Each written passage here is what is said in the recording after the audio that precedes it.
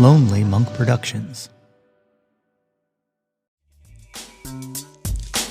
I don't know if y'all have heard Together by Chance the Rapper and DJ Premier yet, but yo, that's my joy! Hey, yo, displace the guilt and embrace the pleasure. You're tasting things that don't need to be measured. You ain't. What's good, friends and family, neighbors near and far? Welcome to an all-new episode of the Yo, That's My Jawn podcast. The podcast, website, brand, movement, way of life dedicated to the embrace and championing of your passions.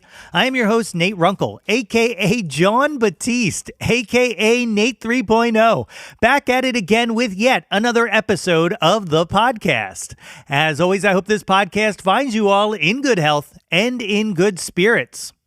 On today's episode, I am joined by Autumn Luz and her co-producer, co-songwriter Samwe for a chat about their latest release, the amazing 5-song EP Fragments. We have such a great chat, and that is coming up in a minute here. But first, what is new, my friends? Hope all is well on your side of the speakers. Things are moving along over here. You know, we've been getting great feedback from everyone on the Too Old, Too New podcast, and I appreciate all of you taking the time to check out another show. I'm having so much fun each week chopping it up over music with my pal Bruce Warren. So if you haven't done so yet, definitely check that one out. You know, 2 weeks ago, I was lucky enough to attend the non-convention for the first time as a participant, as opposed to just a listener. For those of you unfamiliar, the non-convention is an annual gathering of public non-commercial radio music programmers and managers, music industry representatives, and music media from across North America that sets out to uncover the very best in new music from emerging and established artists. Produced and hosted here in Philadelphia by WXPN, NonCom brings all of these music professionals together for a week of panels, networking, and live music. And as I said previously, this was my first NonCom where I was able to take part in the panels and discussions throughout the week. And the through line and theme this year was a focus on digital, which of course is something that has been of great interest to me. And it was fascinating to hear from stations and labels across the country what their approaches to digital are and what's working and what's not. It's a paradigm shift that we're all dealing with in every aspect of the music ecosystem. And to bond over not just the successes, but the struggles, well, it was comforting in knowing that we're not alone in our frustrations and our excitements. Every panel was uniquely informative, ranging from audience trends to how on-air talent and digital can work together. Some of the ones that stood out to me, Alante Malo and Ashley Pointer from NPR Music, held a panel on maximizing your social media impact, which was full of incredible tips on how to create social posts that will effectively get people to engage and not just scroll on by. Jim McGuinn hosted a conversation between program directors and label reps about the decisions behind discovering and deciding on what to play in an oversaturated world that I absolutely thought was illuminating. And to me, there were moments where you could see that the strategies of the labels could butt up against the desire of the stations to bring their audience the music that moves them the most. It was really wonderful. And this may make me a homer to say it, but probably my favorite panel was hosted by Bruce Warren, and it was a discussion about the future of music in a world where generative AI exists. Bruce, with an assist by Kaleo, played a game of Real or AI, playing examples of station bumpers and songs that you had to guess whether it was real or created by AI, and it really showcased both the strengths and limitations of AI in the state that it is in today. But the highlight of that panel, to me, came during the Q&A when Jordan Lee of Radio Milwaukee pointed out all of the positive uses there are for AI that can help in freeing up time from handling minute tasks that take away from being able to focus on the more important roles in the mission of a station. And of course, as awesome and amazing as the panels were, the live music was absolutely phenomenal. You know, I missed a bunch of the nighttime shows, but I was able to catch Laura Jane Grace, Old 97s, Lizzie No, The Decemberists, and the great Fontaines DC. Just incredible performances all around, and the perfect icing on the cake of being surrounded not just by people who love and enjoy music on a level similar to myself, but also are doing their parts to share and spotlight musicians and their art and share them with others so that they too can enjoy in the art that may otherwise fall through the cracks. You can see some of my pictures from NonCom up on the website. Just visit www.yothat'smyjawn for a link to that, as well as links to merchandise, the mailing list, guest appearances on other pods, and more. And also, while you are there, you can find links to the socials. I'm at YoThat'sMyJawn on all of them, so give it a follow.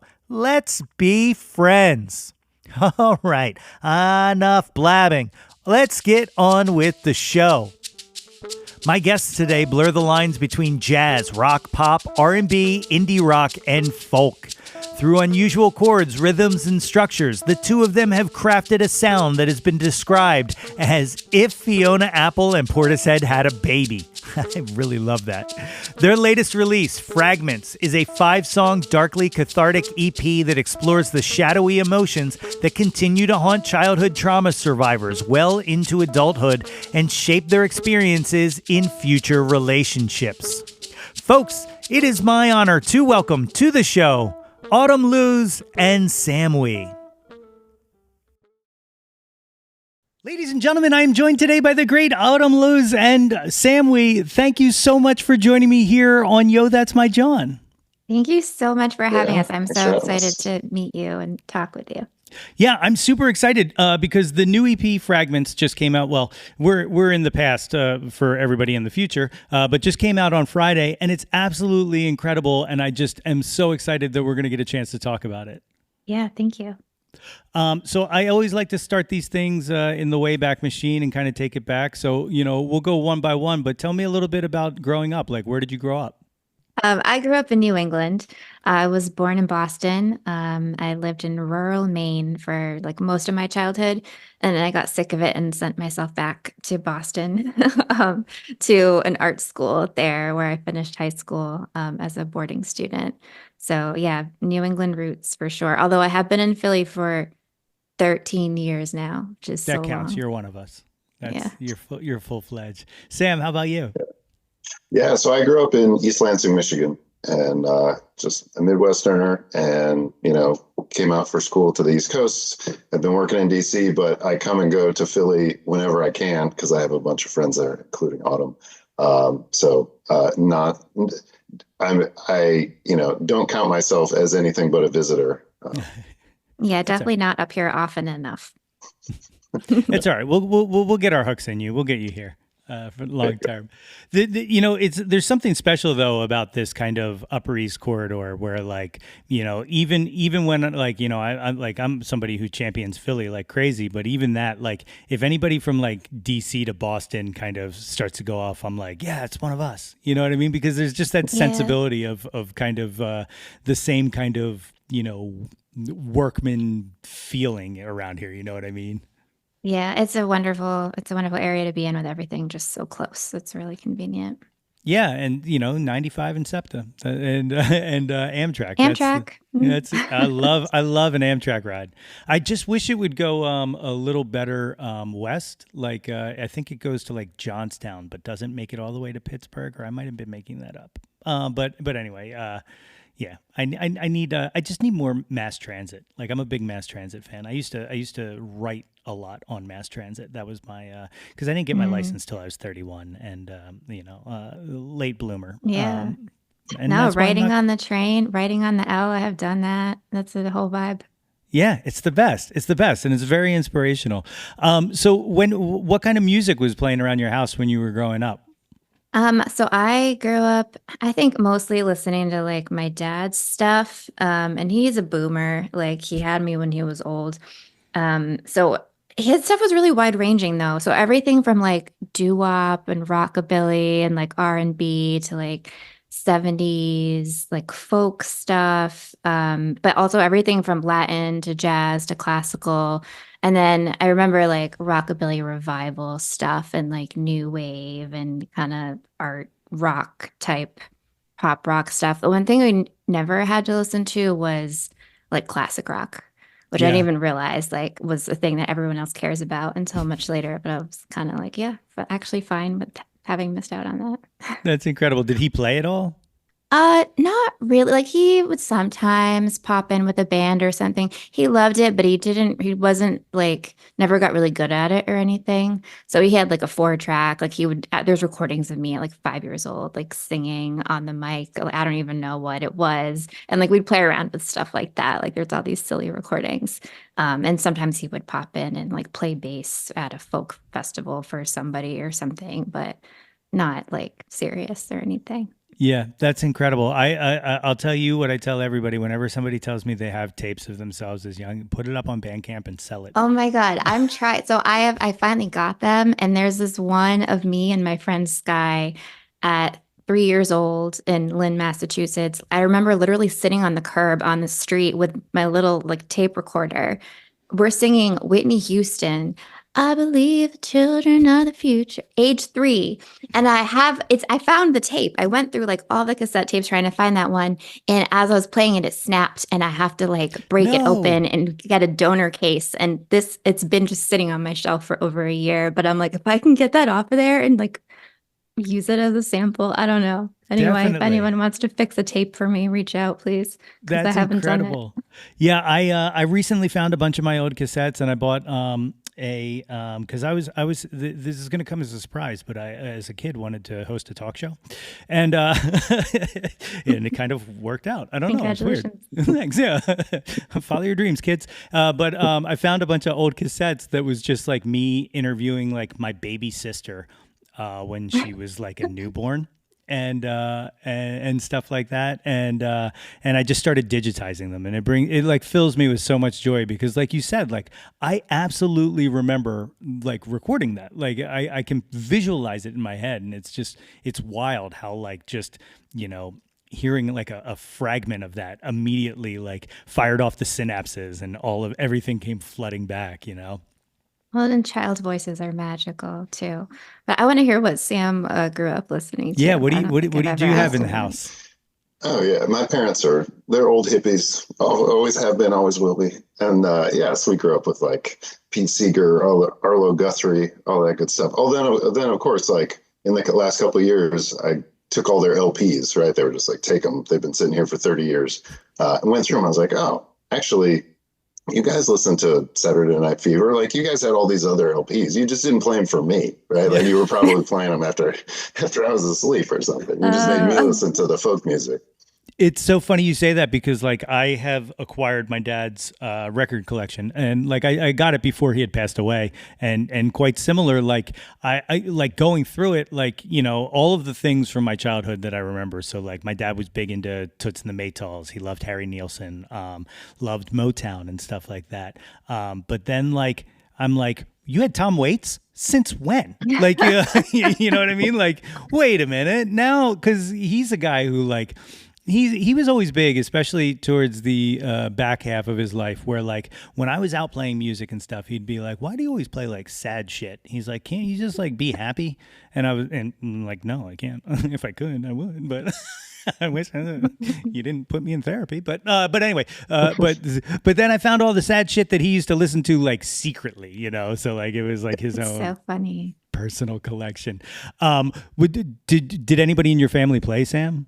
No, my father was like, oh, you know what, we're going to take, when I was 8, he was like, we're going to take piano lessons together, right? Like just come along. It was an absolute bait and switch, right? Where he's just like, after 6 weeks, he's like, so I'm good. And you're going to keep taking piano lessons.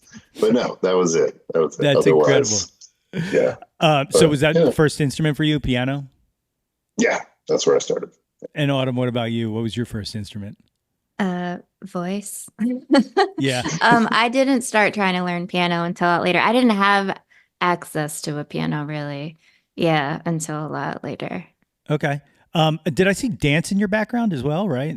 Yeah. So when I went away to art school, I was a dance major. I was a ballet major at this weird little like prestigious art school outside Boston. And what was funny about that time was like a lot of my friends, like the most like hardcore students there were the music majors and the dance majors. Of course, I think a lot of art schools are like, those are the ones who, the students who are just like working constantly and like working themselves raw. So a lot of my friends were music majors. And that was the first time I think I started running in circles of like really serious musicians and just sort of like, I don't know, listening to everything they talked about and picking up on like all sorts of stuff that I wouldn't have been exposed to otherwise. And that was the first place that I had access to real acoustic pianos because I would sneak into the practice rooms with my Fiona Apple songbook and my like Johann Sebastian Bach score and start trying to teach myself how to like read music, which I never really, I'm still not, I would mostly like play by ear. But anyway, yeah, that's where it started. Yeah, I like it's funny, you know, like those early kind of whenever you can get a chance, like that was me with the guitar. I was a theater major, and I was in a musical called Something in the Air Feels Like Tomorrow. I think that's what it was called. I can't remember. It was not a good. It was like a kids don't do drugs kind of musical, and I played the guy who did drugs, which is like weird because like that I got cast like that a bunch, and like looking back, I'm like, is it because I had like a dark skin? But anyway, Yeah, and I know the answer yeah. to that, but hey, look, it was the '90s. It's fine. We're over it. I played this character who also like he also was a loner who played guitar. So like I remember saying to like the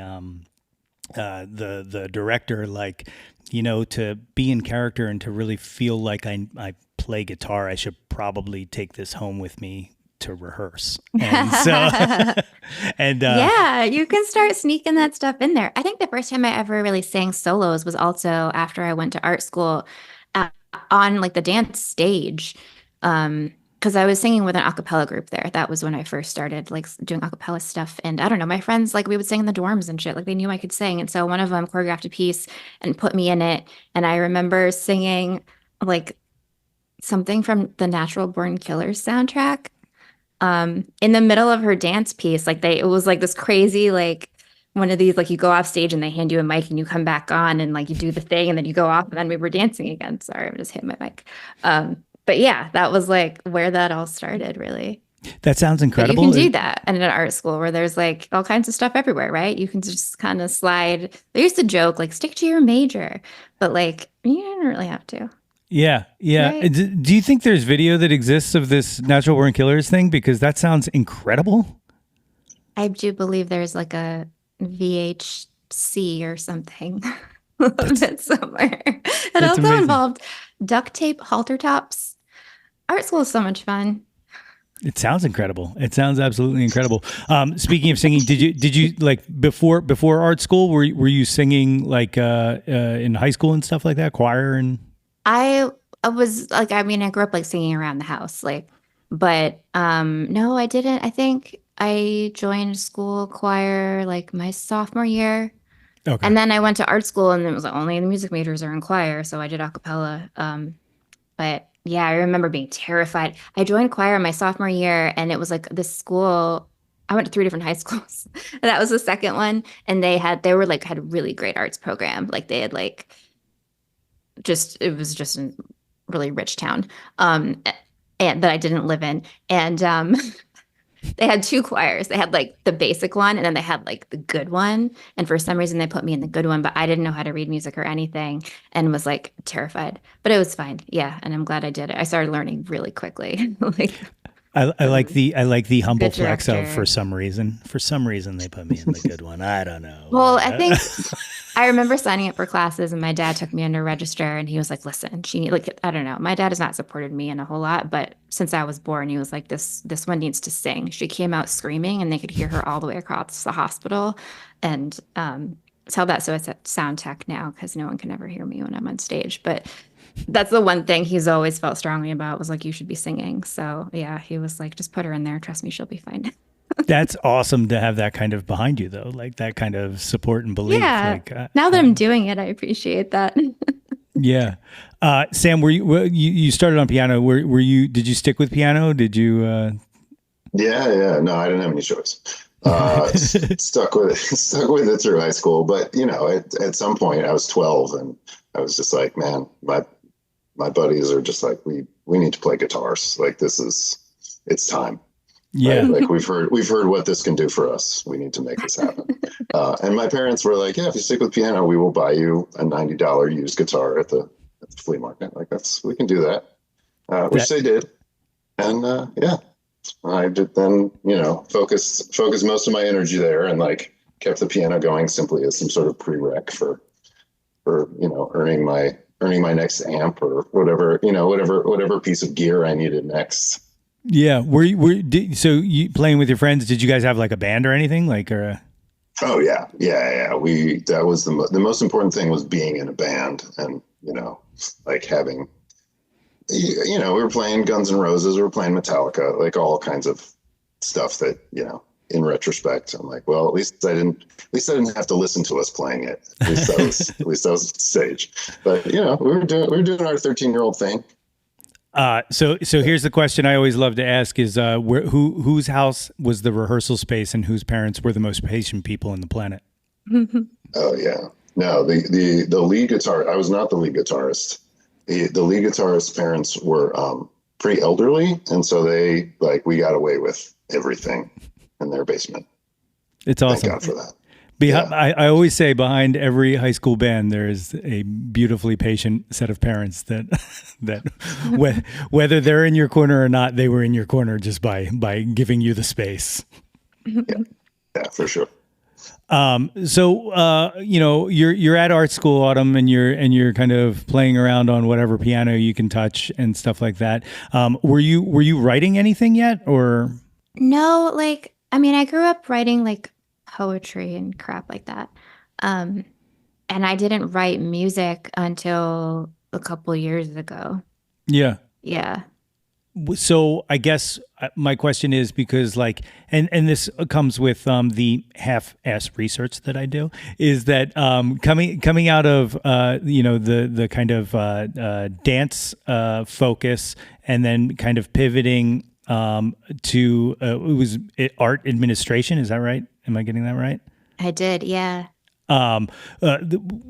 Finding kind of the music and stuff like that, like what was it that kind of clicked that you were like, oh, this is the thing, like not the other thing I was also good at? I think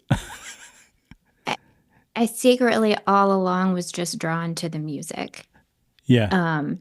And just whether I was dancing to it or whatever, that was the thing that was a really important outlet for me. And it just took me a really long time to find my voice literally with that. And I remember pivoting to arts administration. At the same time that I did that, I started to realize I went to college for biology. I worked in a research lab as an undergrad. And I remember I'd be at work, but updating my ballet company's website and then exhausted and going from a cappella group rehearsal to choral rehearsal and still wanting to just be working on music after that. And it just dawned on me that the lab certainly wasn't paying me to be doing anything other than washing glassware and running gels, but what I really wanted to do was somewhere between those two things. So I kind of stopped dancing around then. I had been directing a ballet company on campus, and I started. I auditioned for one band, but wasn't ready, and it was too much of a mess also. But at that point, I had kind of realized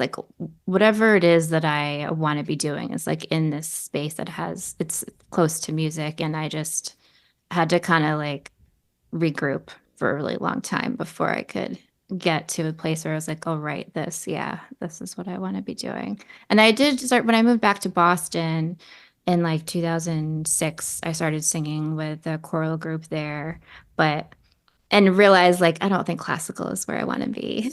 Yeah. It just took a really long time to get. It took basically the pandemic for me to get to the point where I'm oh, suddenly there's space in my life to take my first vocal lesson and see what I might be able to do and get some coaching that is about singing that's not classical. and it just kind of snowballed from there. Yeah, when you were doing like the classical, and then previous to that the acapella and stuff like that, what were you listening to though? Like I get that the performance wasn't really pulling you in, but like what were you artistically kind of drawn to?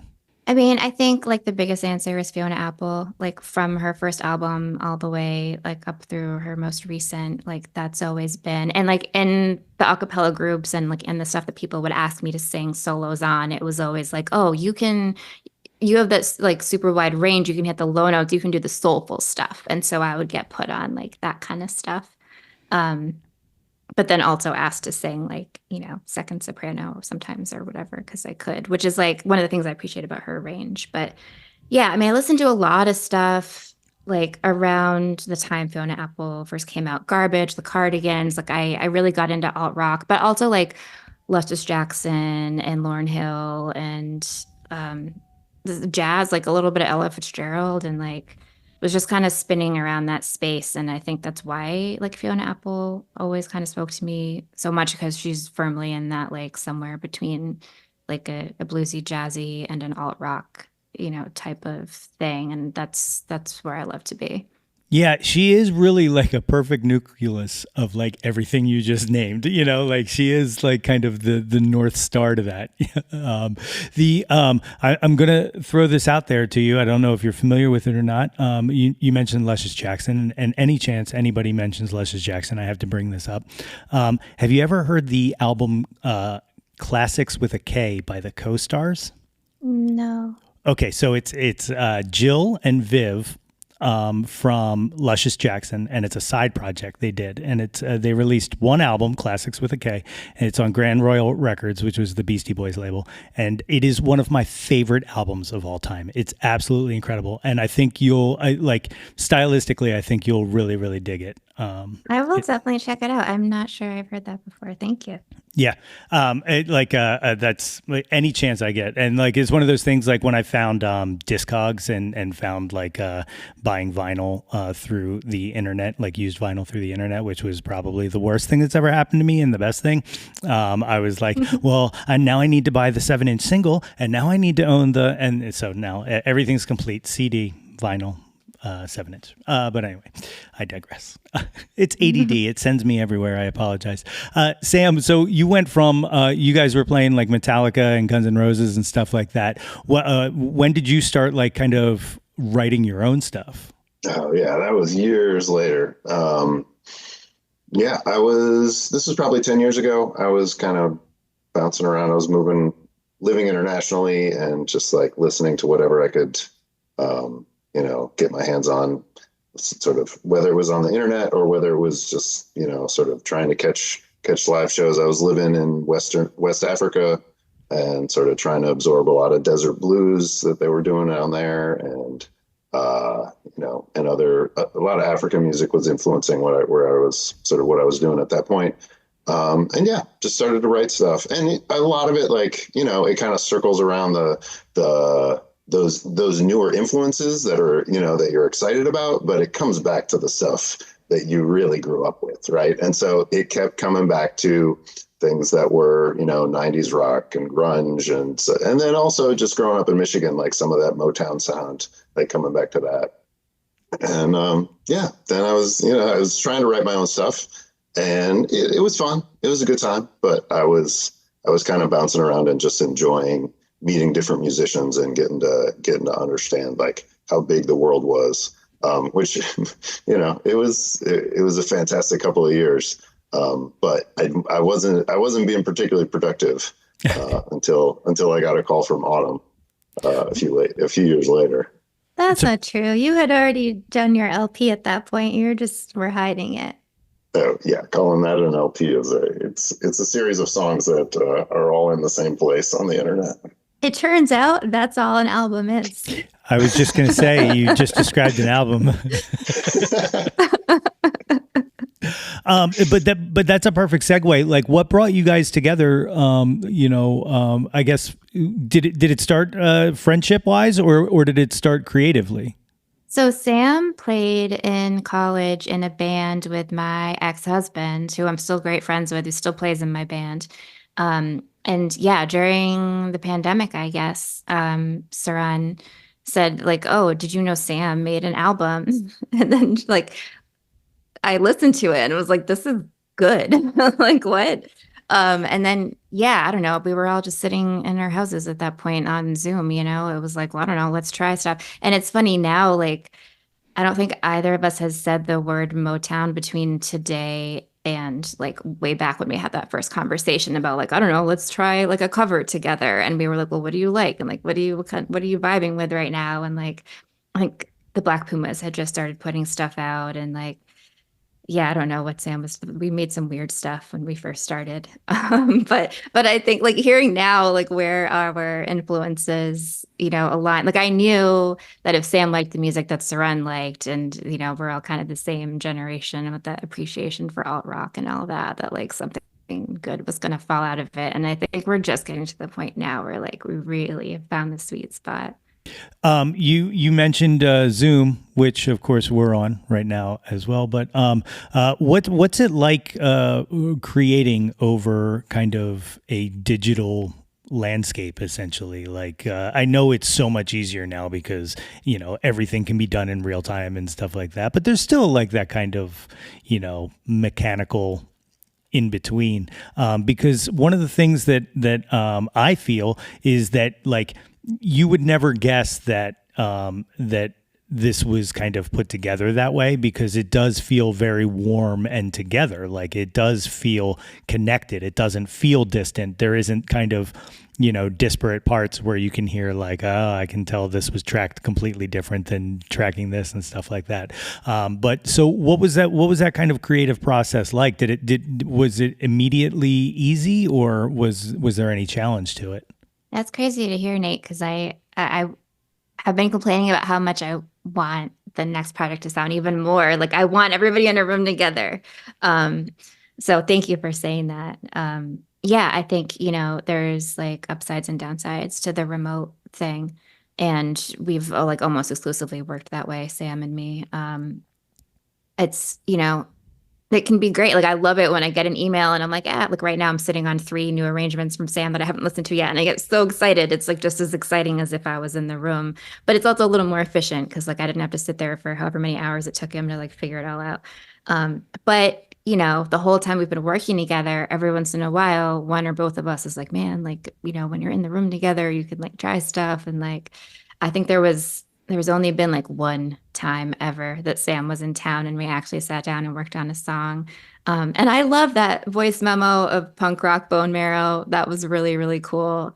And we ended up going a completely different direction with production work, which I think like working remotely, you have a lot more space and a lot more room to just kind of go off by yourself and think really hard and try 200 things. And then just put like one email in front of somebody, which I don't know if is that good or bad. It's just a way of doing it. But yeah, we'll see.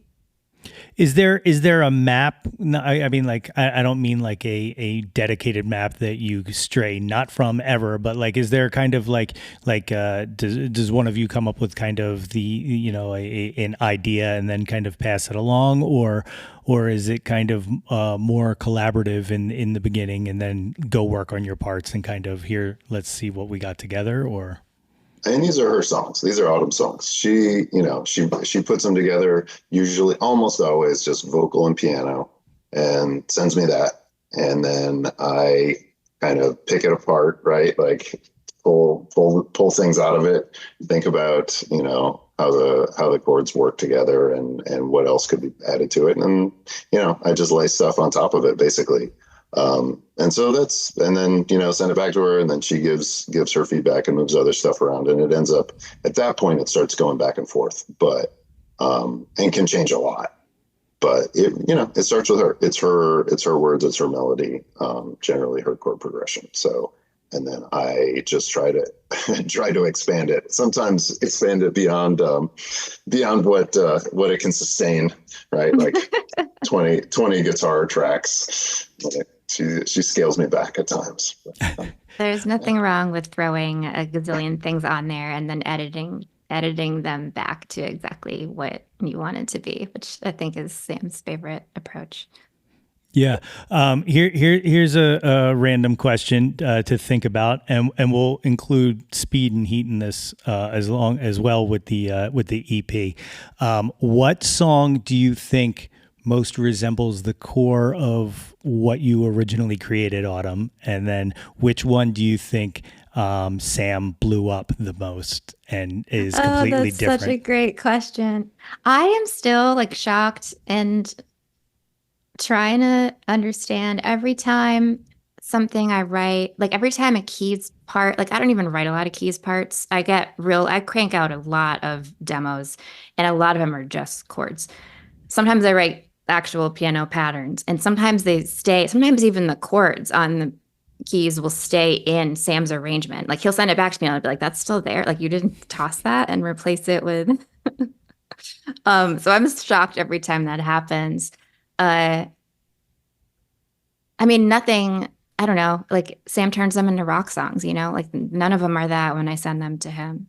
But I'd say, I think of King of Promises and Heat are the two where like I played some stuff on the piano and it stayed in the final version of the song.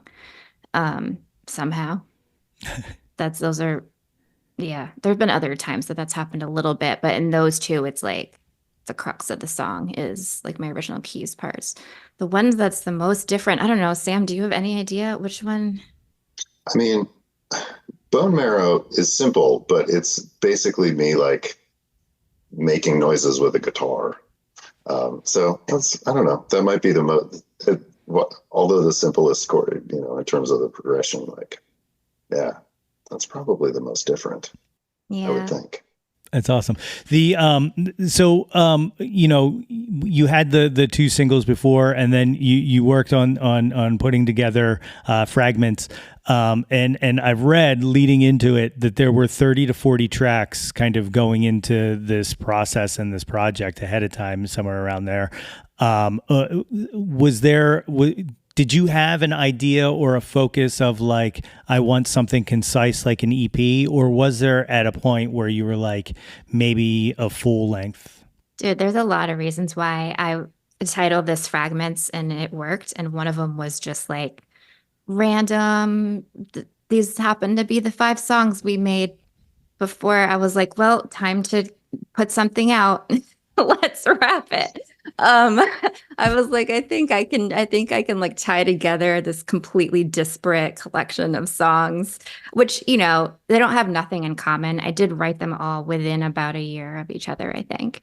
But yeah, like Sam and I don't know, we tried one song and then we tried another, we put out the 2 singles, and like our process has just been, I write a bunch of stuff and make a ton of demos. And then I'm like, Sam, are any of these like, do you want to do anything with them? And then he picks the ones where he's like, these, I feel like I want to do something with. I think I posted my 50th demo on SoundCloud. Should I even say that publicly? Like, I don't know, a month or 2 ago, and was like, whoa, because there's a lot that I still haven't even demoed. Like I have 4 songs right now that I'm like, can't wait to demo now that I'm past this show and like able to work on stuff that's not the set list. But yeah, our process has always been like Sam listening to stuff and being like, I want to work on these. And maybe now maybe I'm going to move beyond that a little bit, because I am still writing so much and I'm starting to figure out how to maybe other ways to figure out if a song is good other than just having Sam be like, yeah, I want to work on this one. Maybe Sam's told me enough times that like a lot of them are actually good. And I don't know. But yeah, there's no shortage of material, and I'm looking forward to, well, I think the next project might also be kind of just a collection of the stuff Sam wanted to work on. But there's a concept album in my future, and it'll come out eventually as well. Well, that excites me. Like, I like the sound of that. I've recently been having a very long conversation, and this is going on like multiple seasons of this show, that started with me confused that people release so many EPs and singles and stuff like that. And it was like the old guy yelling at a cloud for the longest time, like, does nobody believe in the album anymore? And then now, like, I've now just become overloaded with content to the point where I'm just like, can I get like a good 5-song EP out of you? And then just give Yeah. me something more, more, frequent, less spaced out. But like, I consider myself a Taylor Swift fan, but I don't really have time for 31 songs in my life. Like break it up. Yeah. Give me at least Use Your Illusion 1 and 2. I don't know what we're doing, but Yeah, yes. no. But no, so like I'm all about the EP idea or even like the single release idea. Did you I know these were just kind of fragmented and you mentioned the concept album idea, but like do you give any thought to this like on what the release kind of process would be, or is it just like these are ready, let's go? Like, my MBA brain can turn on a little bit and make some decisions. But at the end of the day, it's like, Sam and me talking the other night, and he said something about like a song of ours was like long. And I was like, wait, are you blaming me for that? Like, didn't you make it? He always makes it longer. Not that I don't write long stuff, but like, also neither of us cares. Like, I get that I'm supposed to. And like, I think I'm doing an okay job of like not making stuff too long. And I think I'm just not a person who's likely to like I don't need to ever listen to myself for a super long amount of time. Like I don't that's not a tendency I'm probably going to fall into even with an LP. Like, it's more like gee, it would be nice to have an LP. I feel like I should do that next. And hey, guess what? It looks like we actually somehow have 7 or 8 arrangements done. Great. That's that. Like that's all you need. Once you reach the bar of like, yep, I could call this an EP or I could call this an LP. Like, oh, and it happens to be like done in time to like get it recorded before, whatever. Like, I don't So we're know. coming back to the idea of like it's a bunch of songs that just happen to be in the same place at the same time. Yeah.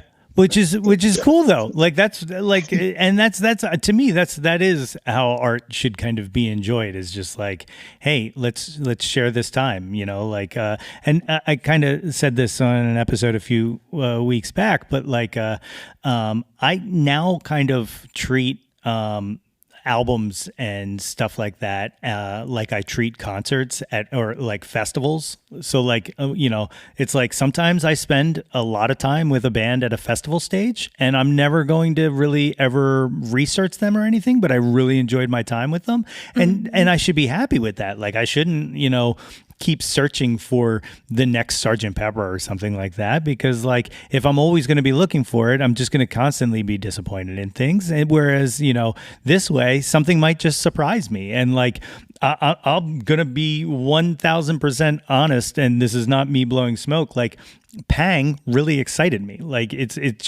really kind of because I don't know. Are you familiar? It kind of fits in that wheelhouse as well with Petra Hayden. No. She was a member of That Dog. And they were like a 90s alt rock band. But Petra Hayden released this album called Imaginary Land. And it's all, she does all of the music vocally. And it's just vocal overdubs throughout the entire thing. So like as Pang starts, I'm just like, bing. I'm like, oh, this is something I absolutely am paying all attention to right in this moment. So, what was the kind of process behind that? Like, where did that idea come from? I guess I could kind of put that. Well, no, I wouldn't put that on the list of like stuff that didn't sound all that different after Sam was done with it because Sam took it, oh my God, so far. But Very, literally, I very long. remember being in my studio and I still catch myself doing this. Sometimes I'll just be like, hmm. And I just was like, like, I don't know. And I was like, I'm gonna record this. And then once I get a groove to like top line, it's pretty easy for me to top line on it. And it just, yeah, I don't know, it just came out like that. It just came out like that. And I was like, it needs something other than my voice. So I put like organ on it. And I sent it to Sam with like, I had like a kick and organ and my vocals. And Sam was like, great, but ditch the keys and turn that into vocal stuff, which was like the craziest process, which is why Sam's voice is on that one song. Actually, it was because I was like, okay, I can try to do that. It's super time consuming and crazy. And also, I can't reach a lot of those notes. So you're going to have to, and yeah. That's amazing. That's like see like I am drawn to collaboration, and like I could sense it. Like I could feel it in that track. But yeah, like and then like once the instrumentation kicks in and all, like it just oh, that song soars. Like I absolutely love it. Yeah, me too. Sam did a great job with it. And I will admit that it was the very last one that we put together, that was like done in time to get on the EP. And I feel like that has been the jumping off point for a lot that we've been working on since then. So I know it's like way too early to talk about the next project we haven't even recorded yet. But like, if you like that, I hope people stick around because there's more where that came from. That's awesome. One of the other things that I absolutely love is it seems you, like I, am a fan of the music video, which, you know, people keep trying to tell me isn't a thing anymore. And I'm like, you're just not looking in the right places. So here's a question. And you know, there's a lot of good like movement in the video and stuff. Have you thought about doing a ballet video? Oh, well, yeah, I always want to choreograph everything. I was a choreographer like probably more than I was a dancer.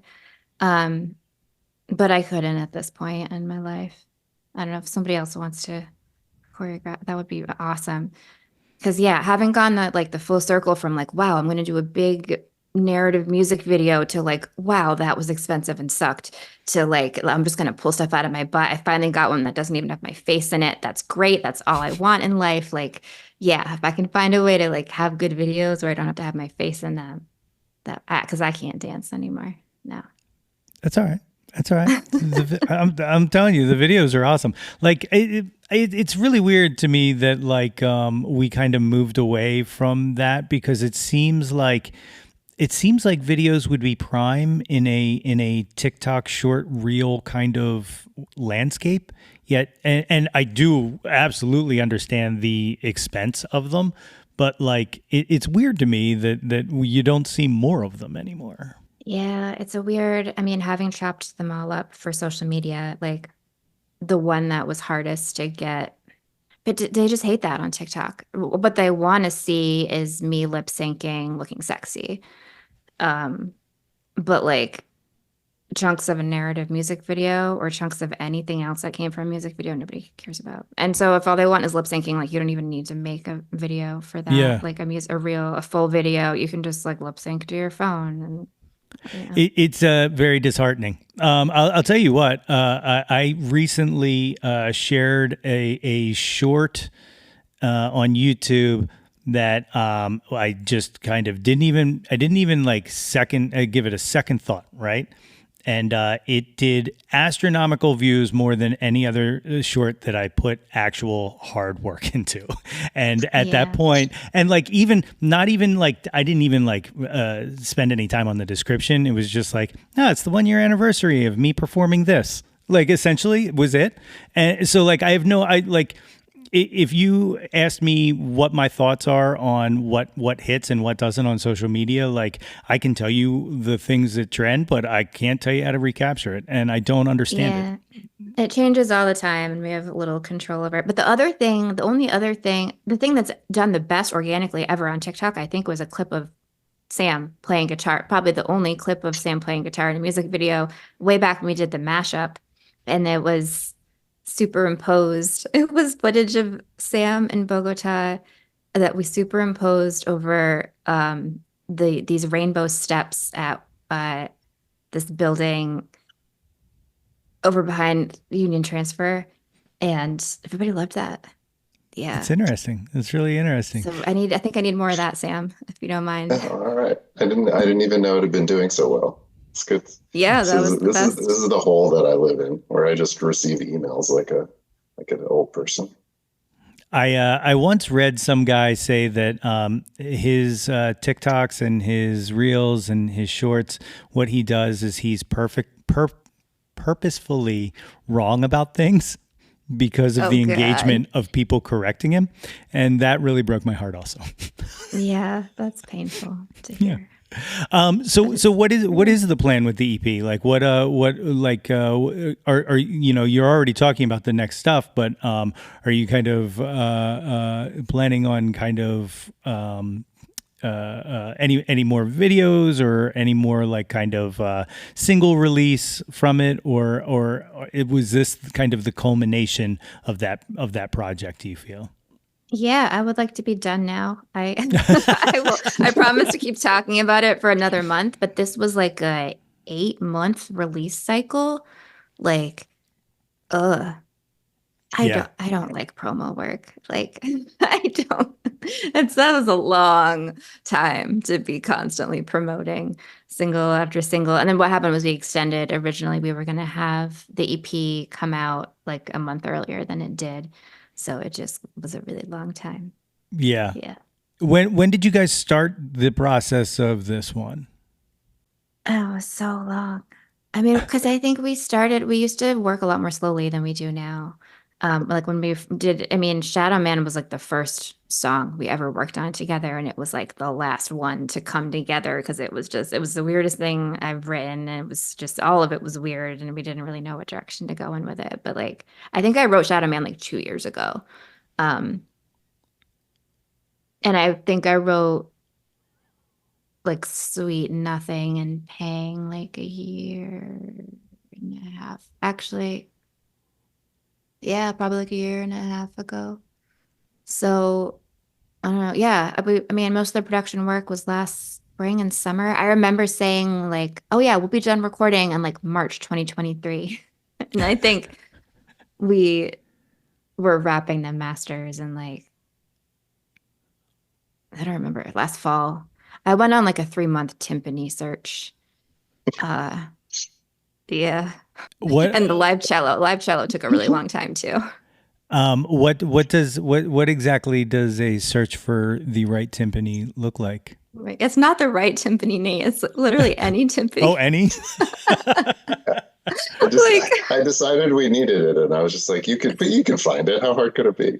I wasn't gonna disagree with that. It sounds so good. Sam tried to put it on another song, one of these ones that's like for the next project. And I was like, Sam, I don't know if we can do that again. Like, I don't know if we're allowed to. We'll be you'll be the timpani lady the rest of your life. I feel I feel a TikTok coming on. Yeah. So you said you've already kind of started, demoing what's next and stuff like that. Is there a plan to kind of start going into the studio to kind of work on it, or are you already doing so? Yeah, we're nailing that down right now. I mean, yeah, Sam's got like a bunch of arrangements done, and we're talking about how to get the recording done and how, who else to pull in for it. Because hopefully we can do it in person if I go down to Virginia and get some people in the room. But we haven't even started like trying to play that out yet. So I don't know. Hopefully we'll start something in May. Yeah. You did the work on Fragments at Milk Boy with Sam Rosen. Are you continuing that relationship or? Oh, I don't know. I hope so. I was talking to her at my show on Friday because she played, and it was so great. And she was like, "Yeah, I have stuff going." And I was like, "Yeah, Sam and I are talking about recording in the next project." And I was like, "I might be recording down in Virginia." And I said, "I started researching studios down there." I think I can say this publicly, but like, started researching studios down there. And I was telling Sam Rosen, like, I forgot that like none of these studios have female engineers on staff, and I forgot like how spoiled I was like working with you up here in Philly because like that's not a thing. Yeah, it turns out like most places. Yeah, I love her. I don't know. You might find me like asking studios if I'm allowed to bring my own engineer, but yeah, we're like not even there yet. We got to figure out who the musicians are and what it sounds like, and then we'll figure out. Yeah. Well, you mentioned the show that just happened. What does the live version of this look like? Like what do you put together for the live show? Well, I got really lucky to find a drummer who loves playing samples and brought timpani samples. So that was awesome. Other than that, there's a huge difference between Sam's like 9 guitar arrangement and what happens on stage with 1 to 2 guitars. But I think we kind of pulled it off. Yeah. I mean, Sam's arrangements are just good. And like, I don't know, these songs, if Sam can hear something in a demo that's just piano and vocal and then makes it sound amazing with this like full arrangement, like it shakes out to like being good enough on stage, I think. I don't know. What do you think, Sam, listening to the stage I mean, versions of drums, bass, guitar, keys. That's it. That's all you need.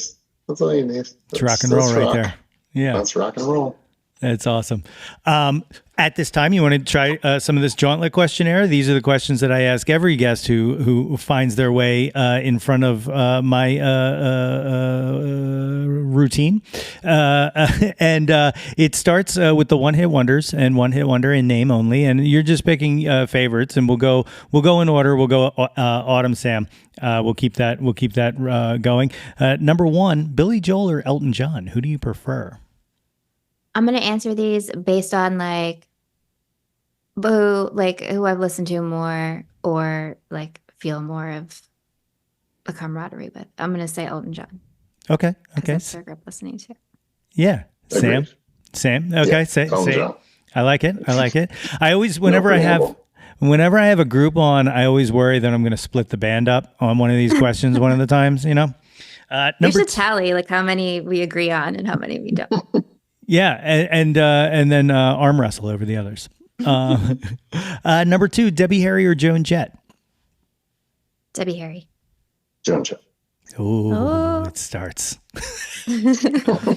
But also, these are legends. There are no wrong answers, except for one. I always say there's one that there is a wrong answer, but I'm not going to tell you which one. I'll just secretly judge you if you pick it wrong. You guys are great. No, you'll see it in my face. Don't worry, because it happens all the time, and it's a me thing. It's not an anybody else thing. So don't even sweat it. Now that I just put all that pressure out there. Number three, Aretha Franklin or Tina Turner? Aretha. Good answer. That's my family feud. The next one, Nirvana or Pearl Jam? Nirvana. It's better to burn out than to fade away, right?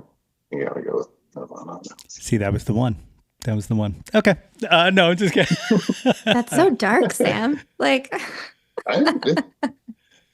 he's not wrong. He's not wrong. I'm suddenly really worried about. I don't know if you heard Dark Matter, but it's no 10. Anyway, so sorry, but it's true. Next one, Janis Joplin or Stevie Nicks? Stevie. Janis. Oh, okay. I like it. The big cliche, the Beatles or the Stones? Beatles. Yeah. Okay.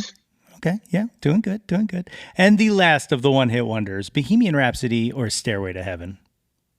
Nate, I spent like 15 minutes on this question preparing for this interview today. But I grew up listening to Queen, and my a cappella group in college used to do Bohemian Rhapsody. And I mean, the vocal harmonies, like how could I was in an a cappella group, how could I not pick Bohemian Rhapsody? Yeah. Yeah, totally. Yeah. Same. I don't know. I don't know what you're spending 15 minutes on here. I couldn't remember what they sounded like. What Stairway to Heaven, like I put Stairway to Heaven as a whole. First of all, they're each 7 minutes long, so like I just listened to each 15 minutes of them. of listening to the two songs. Yeah. The frequent listeners of this show will know this, but for anybody who doesn't, I recently had Paul Myers on the show, who is Mike Myers' older brother. Paul let us know while we were doing the Jauntlet that I was like, I kind of feel like this question you have a part in. And he was like, yeah, he's like, both of those things in Wayne's World were taken straight from my life. And so I got to ask him which one. And then he told me he hated me because it was very hard for him to pick, and he bounced back and forth. So he was somebody who took 15 minutes as well. So you're in good company being unable to decide. It's the chord progression in Stairway to Heaven. I mean, I could do without like the recorders. There's something lyrically very interesting going on too. but the chord, geez, like I listened to it, and I mean, I have for the first time in decades listened to it today and was like, I need to sit down at the piano and take a look at this because I don't know, I've never played that song. I don't know what the chords are, but like something in there just feels gut wrenching. Yeah, I tried inverting it once because I was trying to make a composition entitled "Escalator to Hell," and it just didn't hit. It didn't really hit the same. I love that you tried that though. You got to just try that stuff sometimes because you never know. That's right, because it might stick, and you never. Yeah, it's like you said, you never know. The next section is the top 10 countdown. Of course, we use Jawn in this section to be whatever you want it to be. It doesn't have to be music. It can be anything in the world. The first one, number one. What was your first Jawn? What was the first thing you were obsessed with? Autumn, we'll start with you. I prepared answers to this. I forgot what they were. Oh, I think I skipped that one. That's why I don't know. Yeah, I don't know. I think I'm just gonna say to check the notebook. The arts administration. Well, I think a lot of these my answer is Fiona Apple because I did like think just musically, but I think Fiona Apple because I remember it being the first album that I was super, super into that like my friends were like about, and like I didn't care that they were like. I mean, I never care when anyone's like doesn't agree with me, but like. I was like, no, this is like, I don't care if it's just me that's into this. I'm super into it. Yeah. Yeah. I think that's one of the few positives of the growth of the internet is like no longer feeling alone when you find things like that, because like, I remember those times like in high school when it was like, oh, you don't like the same thing I do, and I'm the only one, but we like everything else the same. But where do I get to hang out with somebody who likes that? And then next thing you know, you're on a message board for with other Kevin Smith fans. You know what I mean? Or like, something like that. And then 30 some years later, you're still on that same message board, and you've seen people get married and have kids, and life is weird. But yeah, the internet can be good sometimes. Sam, what was your first obsession? Not going to be nearly as cool. Cassette of Born in the USA that was just in our car, in our station wagon all the time. That's incredible. I could not get enough of it. It's an incredible album. Like still to this day, like whenever someone tells me they don't like Bruce Springsteen, I go, you probably haven't listened to Born to Run though. Like, you know what I mean? Like, and it's not even like I'm an enormous Bruce Springsteen fan either. Like I'm kind of like up to Born in the USA, and then everything else I'm just like, whatever. But yeah, I'm just like, I don't know. You gotta hear Jungle Land before you tell me you don't like Bruce Springsteen. Like, number two, what's your current Jawn? What are you into right now? For me, it feels like a toss up between Black Pumas and Blonde Shell, which, yeah, I think. I am super excited for the Exponential Music Festival because I'm finally going to be able to see Blonde Shell and Bully, and I'm hoping that they do that new single together because it's absolutely killer. Yeah, love it all. Sam, what's your current Jawn? I'm going to go with Ndu Mokhtar, the guitarist. If you know those guys, he's just amazing. Just West African desert blues stuff, but like supercharged. Like they just take it to a whole new level. And it definitely calls back to like 70s classic rock guitar solos, but I don't care. It's incredible. I gotta check that out. Have you ever heard of the band The Funkies? Check them out. They are, I want to say, Nigerian, and it's from like I think late 70s, early 80s. And it just rips. And they spell the Funkies like the monkeys spell the monkeys. So like two E's. They're incredible. Absolutely incredible. And it was one of those finds when you're on like a YouTube rabbit hole and then all of a sudden something like auto plays and you're like, what the hell is this? Like, those great moments. And then next thing you know, you're, on Discogs trying to track down out of print vinyl. I have a problem. I've mentioned it now twice. Number three, what was your first concert? What was the first live show you saw? The first like real like popular band concert I went to. I think it was in college. Fuel came to campus for some kind of festival, and I was like right up by the stage. I went to a very small school. Um, yeah, that was awesome. That's cool. Sam? So this was long before college, but from like, so in 1987, the state of Michigan had its sesquicentennial, its 150th anniversary. And they started running something called the Michigan Festival, which they ran for about 10 years before they just had no more money for it, I guess, or the legislature killed it or something. But like, they would just have these shows up in Lansing that like all these folks, this is like late 80s to late 90s. So like all these folks from Motown were kind of at their low point probably in their careers, and would just drive up and do these shows that you could go to essentially for free. Like, this is a long way to say, I think it was the Temptations in the late 80s. Wow, That's that's amazing. awesome. Like the Four Tops came, Smokey came, Aretha came. It was crazy. Oh my God. That's like a gift. That's like an Yeah. absolute blessing. I love that. Nice. The number 4, what was your last concert? What was the last live show you saw? The last show I went to that was not my own show, which was great. Boy Wonder and Samurai Bread were great. But if you don't count that one, I saw Kiltro at Johnny Brenda's. Kiltro is great. If anyone doesn't know Kiltro, go listen to them. They're great. That's awesome. Adding it to the list. Adding it to the list. Sam, how about yourself? This is sad. I mean, I went to the Autumn Loose show and didn't play. So does that count? I think So- it counts. It kind of No, counts. you're- and Sam Rybread as well. I was in the audience. It feels like it counts, doesn't it? I think it No, does. he's part of the no. I If did not get to hang counting out in the that, green room. if not counting that, what would it be? See, this is the problem, is I'm not going to come up with anything good. Doesn't have to have It's been been- good. Yeah. The last one that sticks with me is Bombino. It's another guitarist. Okay. Don't worry about it. I see. I'm following your sensibilities. I'm with it. Number 5, what was your favorite concert? Was the best live show you ever saw? I struggle to answer this one because I feel like how much you like the venue matters a lot and your experience at the venue. And like Absolutely. there's not a lot of good left with that. And also recency bias, I'm just gonna say Black Pumas at the Fillmore was like perfect. They I kicked heard- off their tour in Philly, so like Yeah, Yeah, I've it was heard perfect. nothing but incredible things about that show. Like, I heard it was just absolutely incredible. it was perfect. Sam, favorite concert? So this is going to sound like I'm bragging again about growing up in mid-Michigan, but Patti Smith used to come through to like support her like Tibetan monk who I don't know if she worked with or something.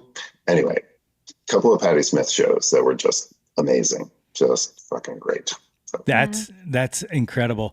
The I'll tell you another old guest story is I'm blown away. Nancy Burrill is this woman. She's now a teacher in Boston.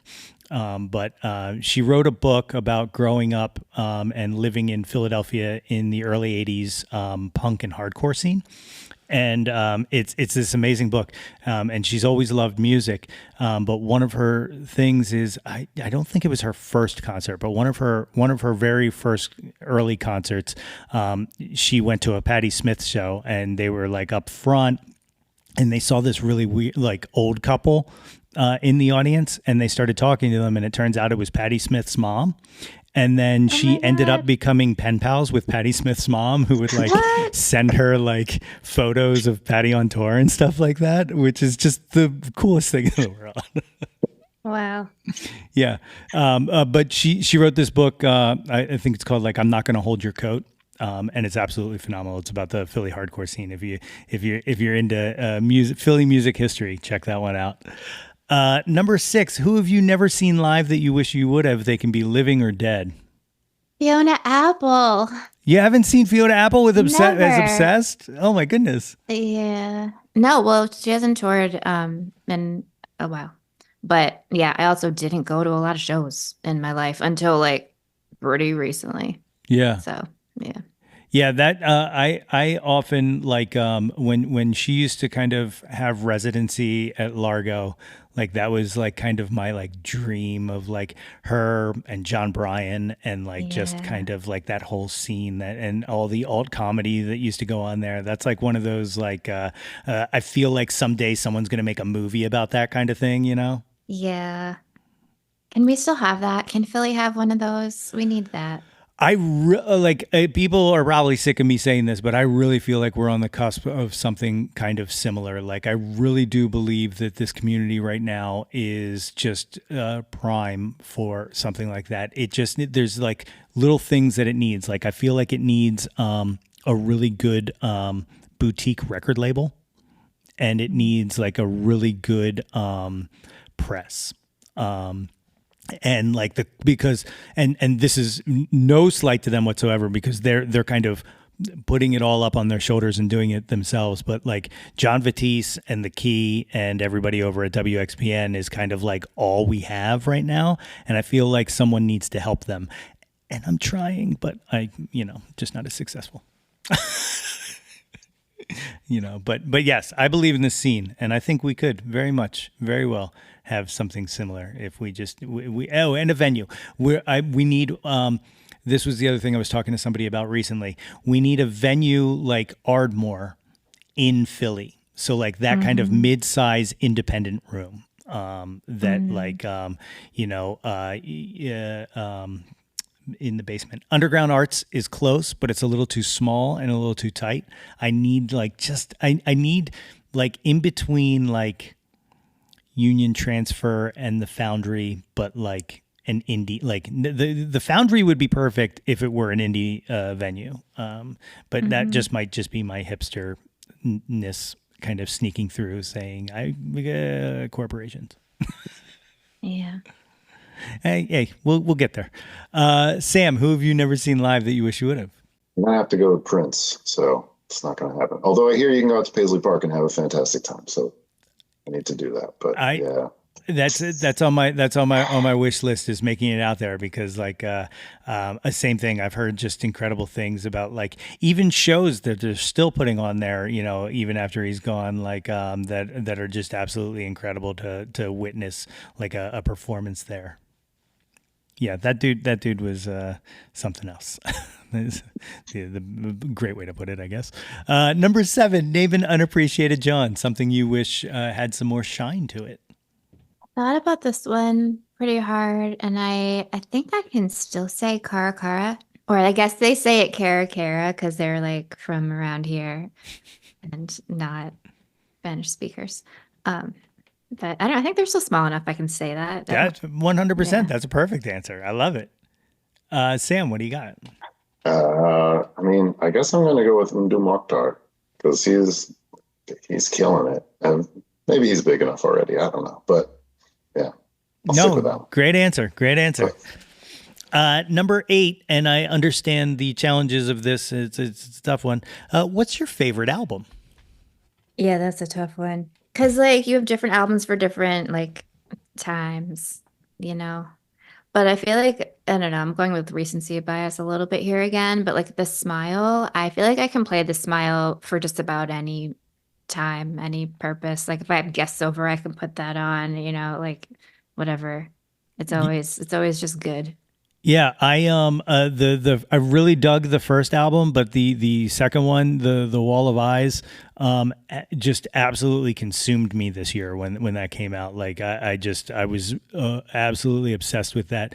The very first time I listened to it, I was driving home down Kelly Drive, and there was a fog kind of over the Schuylkill.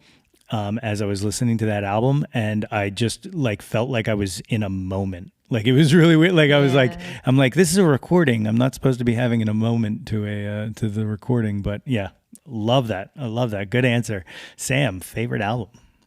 This is going to feel a little mainstream, but think Wildflowers by Tom Petty. Like just it came along at a moment in my life when like that was exactly what I needed. Whatever it was, just the quality of songwriting and like the way that he just makes it all fit together.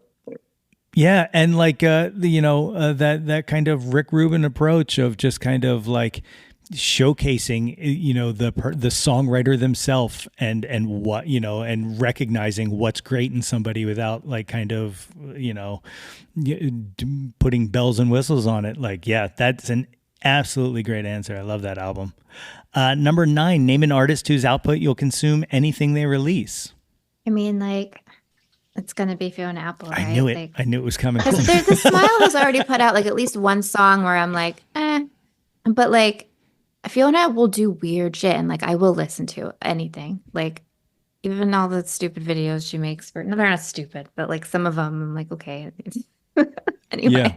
Now, does this are we just saying music on this, or her court reporting? Does that also? Oh, the fit court in? reporting is really important. I think I'm thinking more of like I don't know, whatever, like weekly little. Oh, like, I or got her it. dog like jumping on. Yes, I don't know. I got you. Like but Okay. you always have to watch it though because you just never know with her, right? Like, and it's always authentic, and that's what makes it beautiful. Yeah, Which I think you could also say about the Smile, but yeah, they go in a lot of different directions, and sometimes I don't follow them all the way there. yeah, I get it. I get it. I still have. I'm a enormous Fiona Apple fan, but I still have one small, tiny grudge that I hold, and that is I prefer the John Bryan production on Extraordinary Machine to over the Mike Elizondo. And the fact that like there's never been an actual full release of the release the John Bryan tapes. That's what Yeah, no, I think there are a lot of other people interested in that too. It's so good. It's so good. Sam, artists whose output you'll consume anything they release. Feel like I should change it up. I mean, this isn't fair because I think, as far as I know, they've only put out one album, and this is going to make Autumn roll her eyes. But whenever Wet Leg puts something out, I'm going to go listen to it. Yeah, I'm in. Sam's a big Wet Leg fan. Yeah. Can you remember anything that has been more polarizing than Chaise Long? Like, I can't think of, and I don't understand why. Like, I I didn't understand. even know that. Really? Yeah, like one of the main complaints on WXPN when they were like that song was a big like people like just revolted against it, and I like have friends who are like who were like these like going to extreme lengths shitting on it, and then like I forget what the second single was that came out, but then they were like, oh, these guys are kind of good, and I was like, yeah, I've been telling you, I don't know why you don't like that song, like it's so weird to me, but yeah, a very polarizing song, and I don't understand it. I guess that just means you're boundary pushing, right? It's good to Exactly. lead with something like that. People are afraid of women who are funny. That's my theory that I just came up with. I'm you're not far off. Like I really think that that's part of it. Like and just musicians in general. Like I was talking to somebody about this, but like you look at a band like The Darkness, who like are huge everywhere, but like never like other than the lead single off of the Permission to Land. Never really like blew up over here, and I think it's the same thing. Like I think it's just that like we kind of want our rockers to be serious, which is weird, because like I like laughing, like it's you know what I mean? Yeah. Like I think someone said to me once that we don't like people who are in on the joke, and I'm like, oh, that's really interesting. Like, but I don't know why that is. It's food for thought. Number 10, what is your favorite Jawn of all time? Can be anything you want it to be. I'm just staying quiet because I feel like I can't repeat answers anymore. Do it. I'm getting lazy You about can do this. it. And I'll go in a completely different direction. There I can't are no not wrong say answers. Fiona Apple. Like no matter how you measure it, like I just there's nobody whose discography I know every note of and every word of like more than that. And who I feel like as a person, like sorry, I keep hitting my mic. As a person, I'm like I literally as a songwriter, as an artist, as a human being, ask myself on a regular basis, like, what would Fiona Apple do? Like literally just kind of like, I admire how you live life. And like, yes, let's all just great standard. That's awesome. Jawn. And I don't want you to ever apologize for that, because that's it's not like you picked something silly. Like that's amazing and that's incredible and that's something to have. The tagline of this show is "Displace the guilt, embrace the pleasure," because we are a place, Great. a safe space for liking the things that you like, no matter how the rest of the world may make you feel. You enjoy the things you like. Beautiful. I feel like Fiona would approve of that. I love it. Sam, favorite Jawn of all time? 2004 Detroit Pistons. Wow. Yeah, that's it. I love it. That's awesome. That is incredible. So, Fragments is out now. What you played the show in the past? Are there any other shows lined up? I have not announced any further shows as of this moment. Okay. I can dig that. But I do have an email sign up on my website and social media links if anybody wants to make sure they find out when the time comes. Absolutely. Tell these cool cats and kittens the best way to track you down.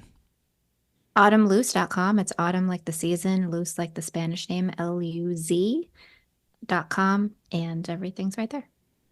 Guys, Autumn, Sam, thank you so much for doing this, and not just doing this, wasting your time talking to dumb old me, but also for creating just brilliant music. And I'm super excited to see what you guys have cooking up next. And the idea of a concept album absolutely it tickles the music nerd in my head. So I am excited to hear what you guys got coming next. Thank you so much, Nate. This was so much fun.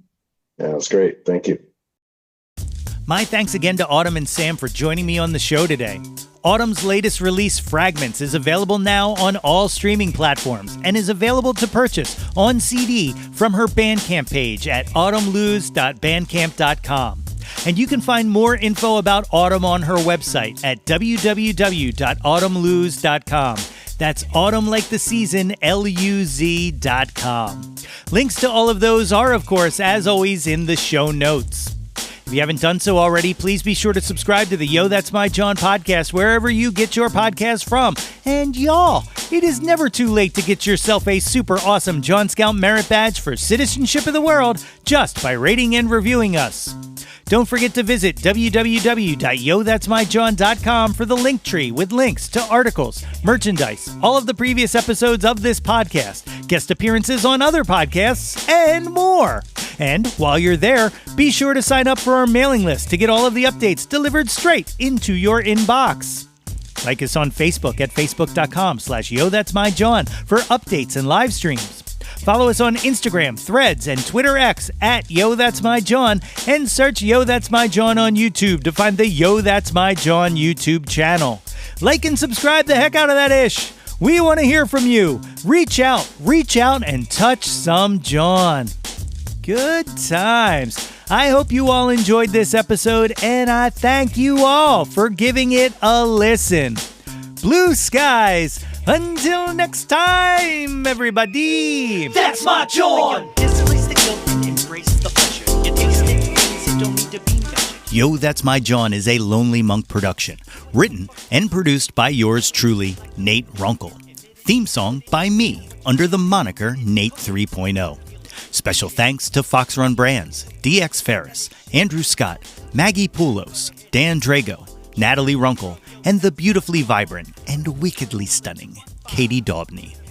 If you or anyone you know has any ideas they would like to share or any guests they would like to hear on the podcast, please feel free to reach out to us at yothat'smyjawn@gmail.com or hit us up on the socials at yothat'smyjawn.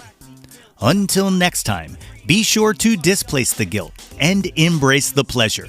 Tilt your head back and shout to the world, yo, that's my Jawn.